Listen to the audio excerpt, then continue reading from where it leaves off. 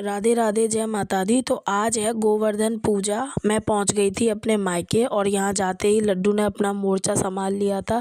जाते ही दोनों छोटे बाबू के स्कूटर पे बैठ के बच्चे उसको झुला रहे थे। बच्चे हैं छोटे, कभी खेलते हैं साथ में, कभी लड़ते हैं, कभी झगड़ते हैं। खैर ये सब तो चलता ही रहता है। यहाँ पे भाभी आ गई थी हम लोगों के लिए पानी लेके। आप लोग देख रहे हैं, ये मेरी छोटी वाली भाभी हैं। और यहाँ बच्चा पार्टी की चल रही थी मस्ती, और मम्मी कुछ कह रही थी इनसे, पर समझ में नहीं आ रहा।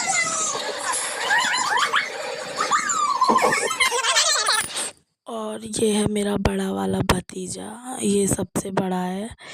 और जैसे ही मैं घर पहुंच जाती हूँ, इसको एक अलग ही खुशी होती है और यहाँ लड्डू पीने लगा था दूध। और ये है मेरी प्यारी भतीजी। और भी मेरे दो छोटे भतीजे हैं, लेकिन वो अभी छोटे हैं तो वो कैमरे में आते नहीं हैं, वो इधर उधर भग जाते हैं।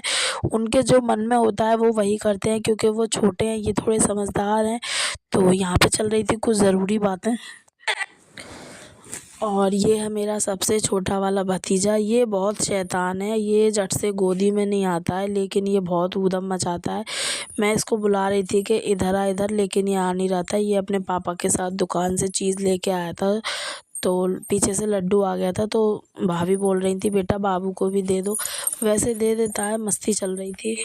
और यहाँ हो रहा था इन दोनों का भरत मिलाप। ये दोनों एक दूसरे को चीज़ें खिला रहे थे और खुश हो रहे थे। हमारी बात तो इन लोगों को समझ में नहीं आती है, अपने मन की ही करते हैं। अभी देखो कितने प्यार से साथ में खेल रहे हैं।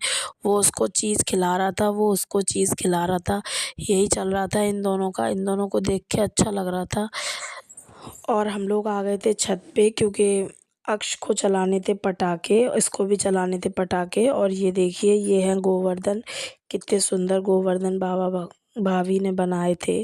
और ये आप देख रहे हैं ग्रीन शर्ट में, ये है मेरा बीच वाला भतीजा। ये बहुत शैतान है, बहुत ज़्यादा बोलता है, इसका तो जवाब ही नहीं है बोलने में। और यहाँ चल रही थी फूफा जी और बच्चों की मस्ती। पटाखे वगैरह चला रहे थे ये लोग।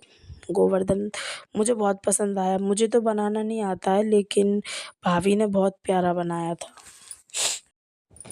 मायके में आके भी अपना ही एक मज़ा आता है, क्योंकि ससुराल में भी अच्छा लगता है, ऐसा नहीं है कि ससुराल में अच्छा नहीं लगता है, लेकिन मायके का अपना ही अलग एक मज़ा होता है। ससुराल में भी अच्छा लगता है, दोनों ही जगह अच्छा लगता है।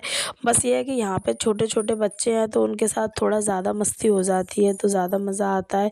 मायके में अभी कोई है नहीं, तो अकेले रहते हैं तो ज़्यादा, इसलिए मतलब थोड़ा बोरिंग सा लगता है।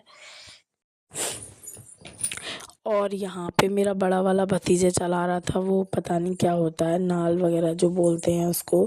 उससे बहुत तेज़ आवाज़ आती है, लेकिन लड्डू बिल्कुल भी उससे डरता नहीं है, बल्कि वो ताली बजा रहा था। तो यहाँ हो रही थी गोवर्धन की पूजा, जो कि पापा कर रहे थे।